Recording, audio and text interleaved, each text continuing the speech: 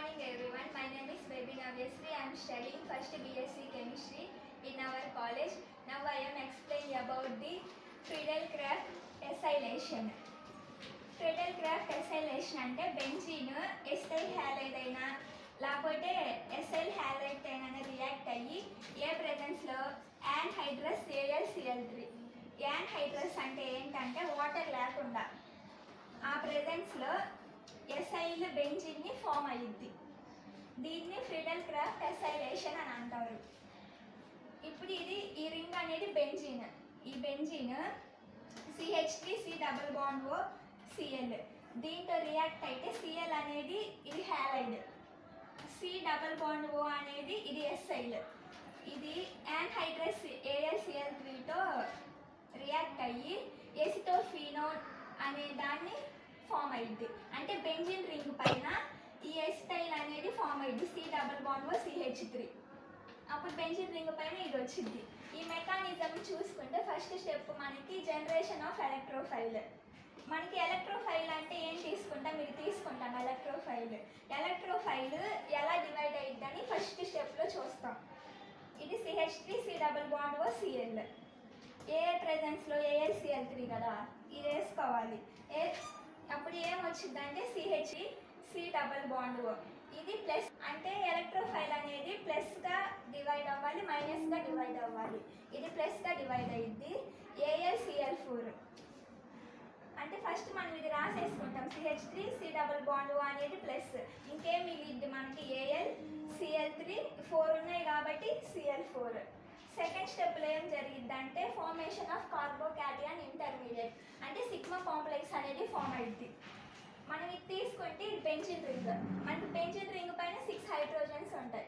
First hydrogen వేసుకున్నాం, formality క్యాజువల్గా వేసుకున్నాము. ప్లస్ ఇప్పుడు మనం ఎలక్ట్రోఫైల్ డివైడ్ చేసాం కాబట్టి వేసుకుంటే C double bond O CH3. అప్పుడు ఈ డబల్ బాండ్ దీనికి ఉంది కాబట్టి ఈ డబల్ బాండ్ నువ్వు తీసుకోమని చెప్పి ఈ డబల్ బాండ్ దీనికి ఇచ్చింది, ఈ కార్బన్కి. అప్పుడు ఇక్కడ C డబుల్ బాండ్ O దగ్గర ప్లస్ ఉంది కదా, ఈ ప్లస్ అనేది ఇక్కడికి వెళ్ళిద్ది.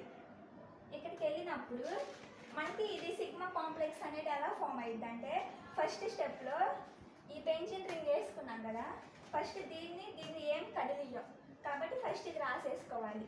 హైడ్రోజన్ తర్వాత ఇది ప్లస్ ఇక్కడికి వచ్చేసింది కాబట్టి ఏమొచ్చింది, C double bond O CH3 అనేది ఇక్కడికి వచ్చింది ఈ బాండ్కి. తర్వాత అప్పుడు ఇక్కడ నేను డబుల్ బాండ్ ఉన్నాను అని ఈ డబుల్ బాండ్ దీనికి ఇచ్చింది.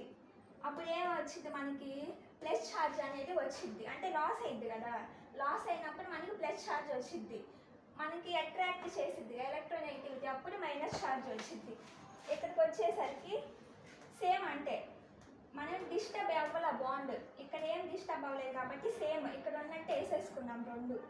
ఈ డబల్ బాండ్ డిస్టర్బ్ అవ్వలేదు కాబట్టి ఇది వేసుకున్నాం.